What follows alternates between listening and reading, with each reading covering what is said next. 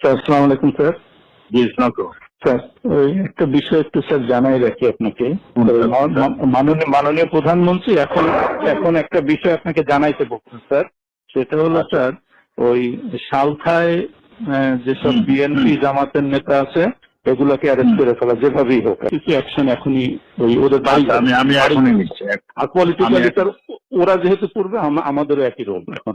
ওকে ঠিক আছে। From your intelligence source যে এরপরে যদি কোনো এসিল্যান্ড অফিস, ইউনো অফিস, থানা বা এই জাতীয় কোনো আক্রমণ হয় তাহলে বিএনপি জামাত এবং হেফাজতের ওই নেতাদের বাড়িতে আক্রমণ হয়। যে সকল ভূমি অফিসে জমির রেজিস্ট্রি দলিলপত্র যেগুলা এই হেফাজত জামাত নষ্ট করবে, একইভাবে তারা কিন্তু ওই তাদের জমি জমা আর পাবে না, জমি জমার হিসাব দলিলপত্র তারা পাবে না বা রেকর্ড পত্র আমরা আর দেবো না। পলিটিক্যালি লোকালি রিয়েক্ট করা।